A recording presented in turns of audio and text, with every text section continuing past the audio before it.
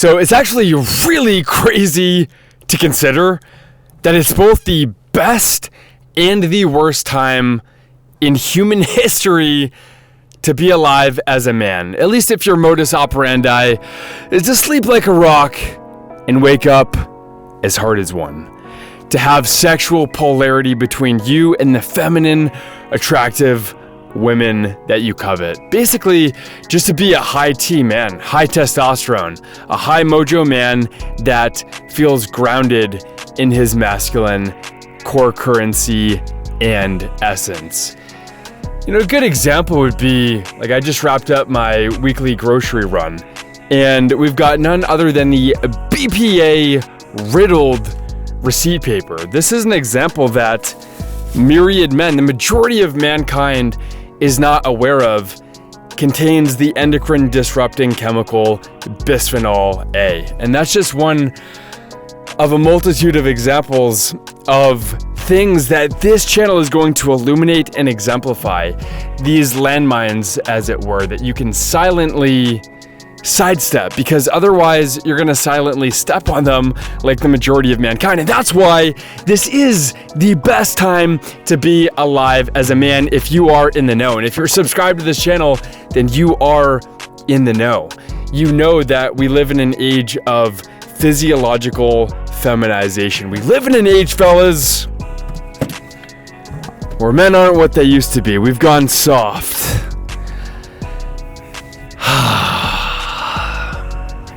And why is that? Because I used to be soft as well. Growing up, I was very beta-tized. And I had a broken physiology, not least of which because of my incredibly inflamed esophagus. So it manifested in other ways as well. But also at the endocrinological level, I had a fundamental mismatch, a lack of optimality between testosterone and estradiol. And that's what we see across the board today, fellas. We see men who are not high T. We have a crisis of masculinity on our hand. And there are myriad ways that we could effectively tackle this. But to me, I start with food. Fixing our physiology with food. And it's not just food, but basically emphasizing what we put into our bodies and really being cognizant of that. And the idea of becoming an alpha inside. That's something that occurred to me recently. And what this really means is fixing ourselves from the inside out, because we have broken biologies that literally influence our lives, that influence our thoughts. And that's the most deleterious of all, because most people are not conscious of the really subtle ways that elevated estrogenic levels endogenously impact them. And I've never done this, but I've read about people who have. And I think you'll find this very illustrative. Men who have literally taken exogenous estrogens and seeing the impact that that has on their brain chemistry. Like literally taking birth control. Which, by the way, if you're drinking tap water, you're already consuming, fellas, ethinyl estradiol, conjugated estrogens. And that is another problematic facet, another problematic part of modern society, are all of the estrogenics. It's an incredibly problematic issue. See a lot of men nowadays on TRT. Why are they taking testosterone replacement therapy?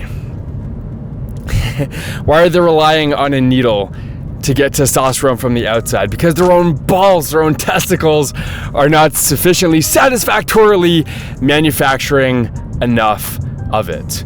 And what is one of the side effects of that is aromatization to estrogen. There's an enzyme in body fat called aromatase that converts free testosterone to estrogen. So one of my mentors, Caleb, he takes TRT, right? And he's a little bit overweight, if we're being honest. And so he has more aromatase activity because he's fat.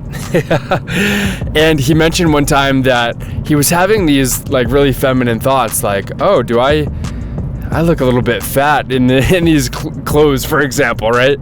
And he went to his doctor and he had elevated estrogen levels. So this can be explained literally in a very no-nonsense, hard-nosed, black and white, granular fashion.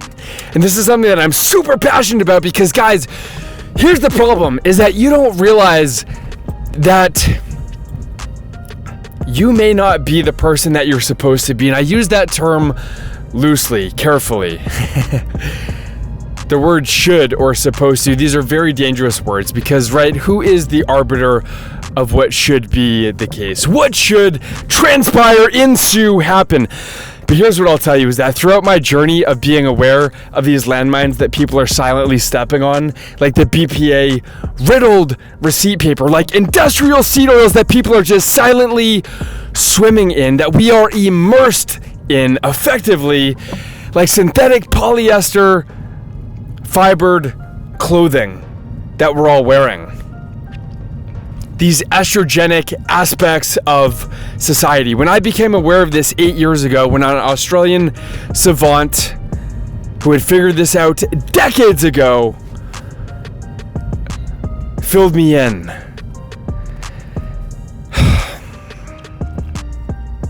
My life has never been the same. I've never felt better in life. I've never felt more at ease with myself. I feel like I've become the person that I was sent here to become. I felt and feel like I'm having the experience that I was supposed to all along, an experience that I had an ancestral right to, that I was robbed of. It was a heist, like without me knowing. See, I didn't know the world that I resided in. I didn't know that I lived in a physiologically feminized world. And when I became aware of this and I started getting lab tests done and getting close to a 1,000 nanogram per deciliter testosterone level and a normalized estrogen level and just impeccable blood work, that all coincided with how incredible I feel. I realized that this process is replicable. And it's something that I need to pay forward to, guys. Because otherwise you're just dimming your light and you're not having the experience that you could be. Guys, realize that you live in a world that has been feminized. You live in a world that is both concurrently the best time to be alive as a man, but also the worst. But it's the best time for you because you're subscribed to this channel and you're in the know, and you're going to be able to differentiate yourself in vast, enormous ways because everything is relativistic, right? So when I'm going into these nursing homes as a consultant pharmacist, which are predominantly women running these homes, right? You've got nurses, CNAs, even nurse practitioners. They're not used to having a masculine essence, a masculine energy in their midst. Everything is relativistic. So I don't know how objectively masculine I am. I don't know. I feel pretty freaking masculine, but honestly, it's relativistic. It's all relative to other men. And since this is, in a sense, it's a double-edged sword, it is, in a sense, the worst time to be alive as a man because of the myriad landmines and the myriad men, the multitude of men who are not in the know. The average man, their testosterone levels are just going to be plummeting with each passing year. Testosterone levels are going to continue to decline. But if you're doing it right, if you're detoxifying from polyunsaturated fatty acids, from industrial seed oils, this should turn you the fuck on. This should really turn you on when you think about what's possible with the concurrent decline of men, coupled with your inevitable ascension. Guys, I love you all very much. Thanks for checking out today's video today. Drop a comment down below. How are you going to get your mojo back? Comment, like, and subscribe, boys, for more content like this. And until next time, friends, find your freedom. Peace.